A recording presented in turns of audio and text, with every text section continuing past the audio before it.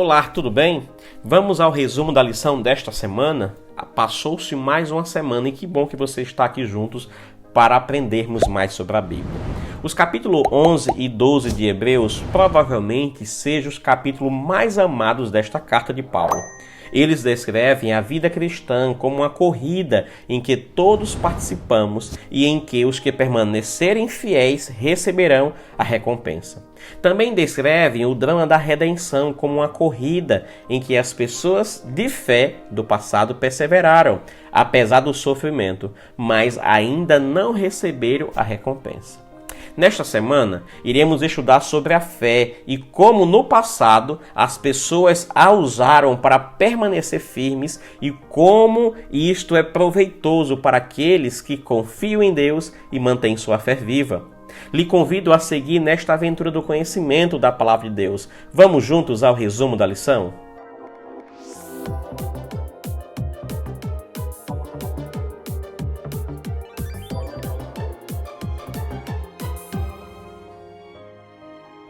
A lição desta semana tem por título Jesus, autor e consumador da fé. O verso da semana está em Hebreus capítulo 12, verso 2, que nos fala de maneira fabulosa a seguinte coisa: olhando firmemente para o autor e consumador da fé, Jesus, o qual, em troca da alegria que lhe estava proposta, suportou a cruz, sem se importar com a vergonha, e agora está assentado à direita do trono de Deus. Hebreus capítulo 11, queridos, explica que fé é confiança nas promessas divinas, mesmo que ainda não possamos vê-la. Então, esta lição explora o que é a fé e como esta pode ser obtida por meio do exemplo do passado, mas de maneira especial e central, por meio do exemplo de Jesus, o autor e consumador da fé. Para uma definição bíblica de fé, não é necessário ir além de Hebreus capítulo 11, verso 1, o qual nos diz: a fé é a certeza de coisas que se esperam, a convicção de fatos que não se veem. Todo o capítulo explica e exemplifica em que consiste apegar-se às promessas divinas, apesar de não se ter evidências visíveis para a fé. O capítulo da fé é apresentado como uma citação de Abacuque, capítulo 2, verso 2 ao verso 4. A fé anda de mãos dadas com a perseverança, Hebreus capítulo 10, verso 36 ao verso 38. Os heróis de Hebreus capítulo 11 mostraram perseverança e fé no invisível. Abraão, por exemplo, acreditava que Deus poderia ressuscitar Isaque dos mortos, dado que ele mesmo estava praticamente morto quando se tornou pai de Isaque. Moisés, queridos, embora predestinado a se tornar o monarca do maior império da antiguidade, desde o dilúvio, escolheu maus tratos, abuso e sofrimento com o povo de Deus em lugar dos fugazes prazeres palacianos do faraó. Moisés tomou essa decisão porque olhou para a recompensa futura prometida por Deus. Hebreus 11, verso 26. A audiência de Hebreus se identificou com este profeta, pois estava passando por uma circunstância semelhante. Esses cristãos também precisavam olhar para a recompensa futura. Outro exemplo notável em Hebreus 11 é Raabe, uma prostituta gentia. Embora gentia, ela ouviu sobre as ações de Deus, creu nele e agiu de acordo com a sua crença ao esconder os espias, lá em Josué capítulo 2, verso 8 a 11. Da mesma forma, o público de Hebreus não tinha visto Jesus, mas foi chamado a crer e agir com fé em resposta às palavras de Deus. Após a definição de fé em Hebreus 11, verso 1, Paulo passou a falar de pessoas da antiguidade que foram elogiadas por sua fé. Você vê isso em Hebreus 11, verso 2. A lista dos fiéis não começou com Abel, surpreendentemente, mas conosco, isto é, com os leitores e com Paulo, o autor da carta. Pela fé entendemos, diz ele. Essas palavras expressam uma perspectiva intelectual de uma realidade de fé. Entendemos que o universo, literalmente os mundos, foi criado pela palavra de Deus. A criação só pode ser compreendida, queridos, mediante a fé, afirmava Paulo. Além disso, o que é visível não foi feito de coisas que são visíveis. Em outras palavras, o mundo da criação é visível, mas sua origem não. Sua origem é compreendida intelectualmente apenas pela fé. Qual é essa origem invisível? Foi do nada que Deus criou o universo invisível. O texto diz: o visível veio a existir das coisas que não são visíveis. Hebreus 11, verso 3. O que significa que as coisas que não são visíveis não são necessariamente inexistentes. Por exemplo, só porque não vemos o vento não significa que ele não exista, não é verdade? Será que as coisas invisíveis das quais os mundos visíveis foram feitos são uma referência à palavra de Deus?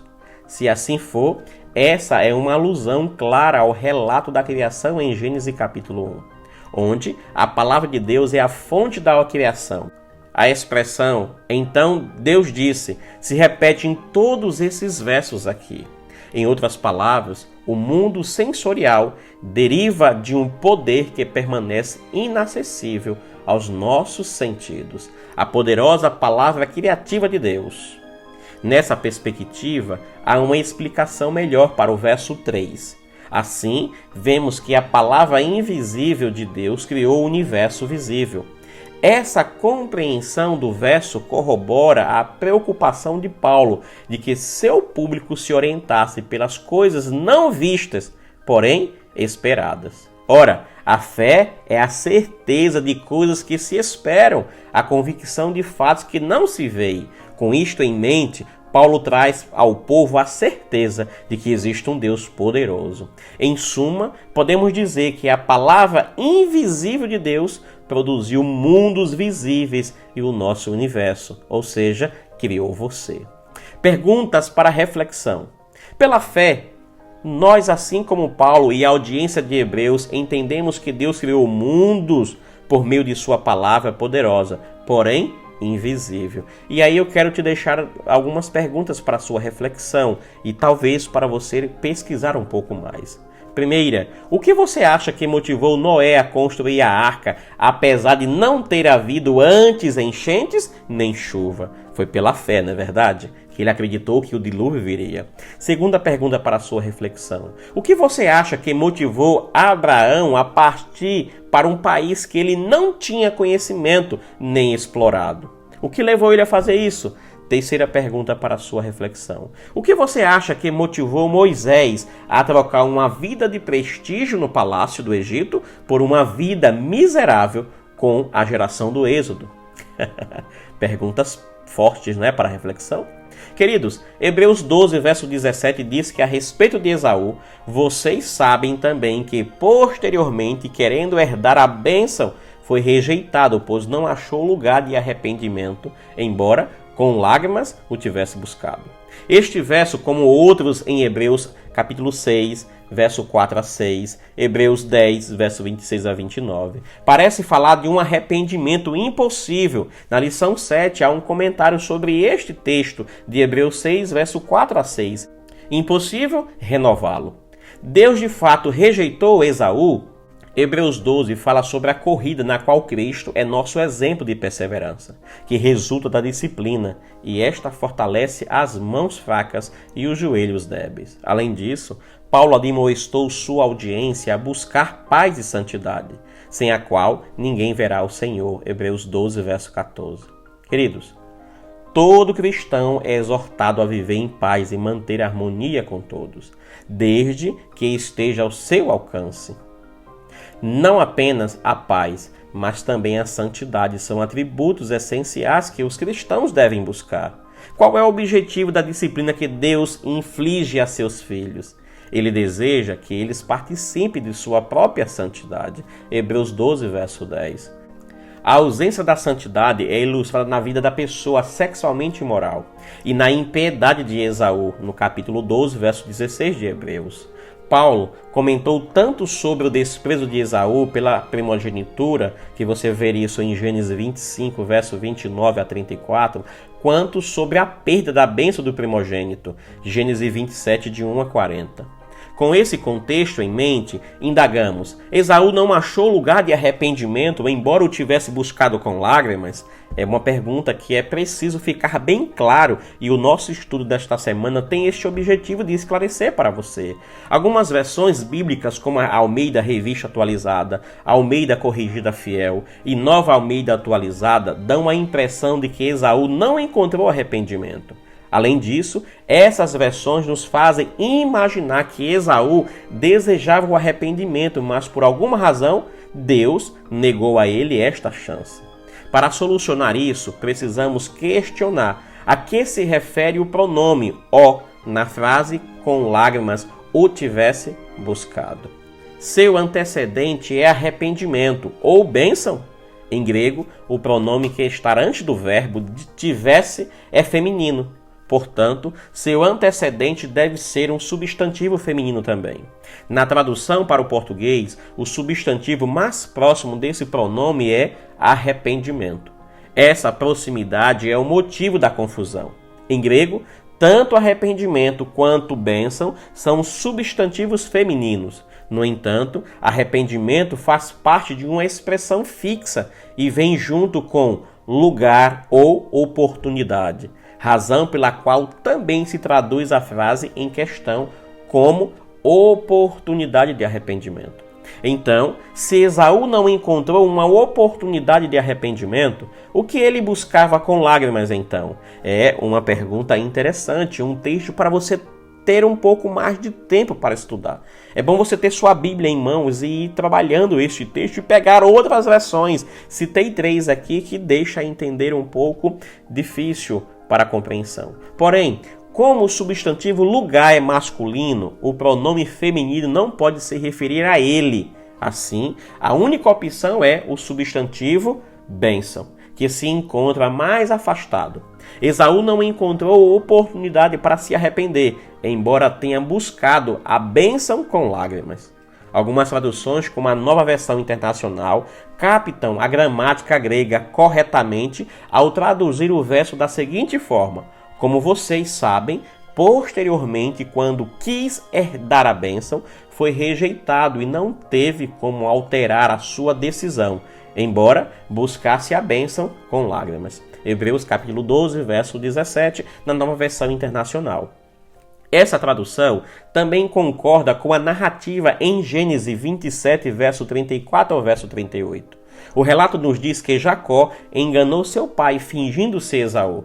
Quando Esaú foi até seu pai com um alimento saboroso, Isaque ficou surpreso porque pensou que já havia abençoado seu primogênito. Ao perceber que ele havia sido enganado por seu filho Jacó, ele estremeceu sentindo uma violenta comoção. Você confere isso no verso 33 do capítulo 27 de Gênesis. Esaú, por outro lado, percebendo que a bênção havia sido concedida, deu um grito cheio de amargura e disse: abençoe também a mim, meu pai. Ou seja, ele estava preocupado com a bênção. Após o diálogo com seu pai, levantando Esaú, a voz chorou.